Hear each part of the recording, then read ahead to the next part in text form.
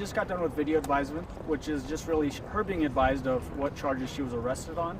Those will not be the formal charges necessarily, although we probably will have the same formal charges.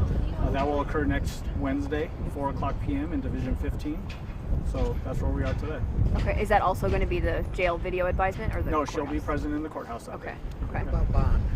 So she's being held on a first-degree murder charge, so she's being held without bond going forward. Okay. Can you tell us anything about what her defense attorney has petitioned at this point? No, I can't. Those are still under a protection order basically at this point, any motions that defense has filed and that sort of thing. And again, the arrest warrant is still being sealed, so I can't talk about the facts. I'm not going to talk about any of those things going forward. She is innocent until proven guilty. We need to remember that as well. Mm-hmm. And talk about the importance of having everything under seal in this case, particularly help the public understand why. Yeah, so the request for the affidavit to be under seal was made by law enforcement because it was made during the pending investigation.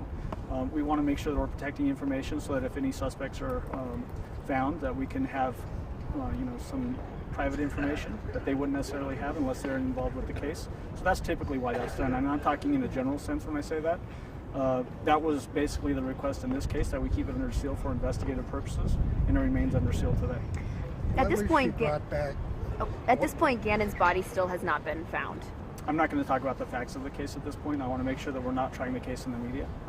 Why was she brought back over land rather than by air? That was a decision made by law enforcement, not necessarily by the DA's office, and so I would have to refer you to the law enforcement agency. Any speed bumps on the way home? I have no idea. Is it true that Judge asked for the advisement to be today? Because typically an inmate, it takes a day or two after they're booked. Can you talk about that and why that request was made? I'm not sure what led to the advisement occurring today at 1:30 as opposed to tomorrow at 1:30. I got the notification and came over to the courthouse, so I'm not sure why it came up so quickly.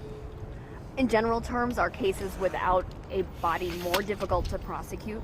It's a new challenge on a case like a homicide case without a body, but it doesn't necessarily make it necessarily more or less difficult. How long until you guys think the affidavit will be unsealed? It would be impossible to guess at this point. And would your office support media coverage during the court proceedings? Generally speaking, I think the public has a right to know what's going on in the courthouse. I don't have any particular position on that. It's up to the judge.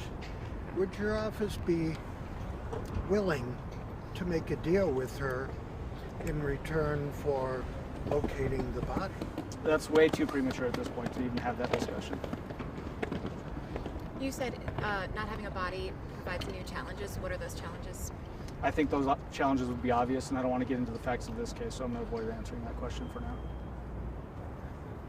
In terms of previous experience with your office, though, we did just do a trial without a body.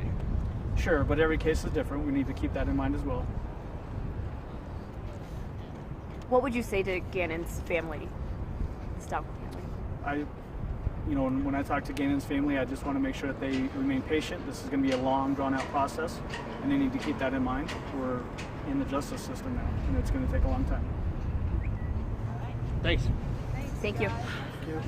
Michael, do you have any worries about not being able to use the death penalty as bargaining? Keep rolling. Can you say that again? I guess, do you have any worries about not being able to use the death penalty as a tool for a plea deal? So again, I don't want to get into talking about potential pleas in this case. It's way too premature for that. I am disappointed that the death penalty is going away because it is a valuable law enforcement tool. Absolutely. Why is it valuable? Because it's used oftentimes to hold the most egregious violent offenders accountable.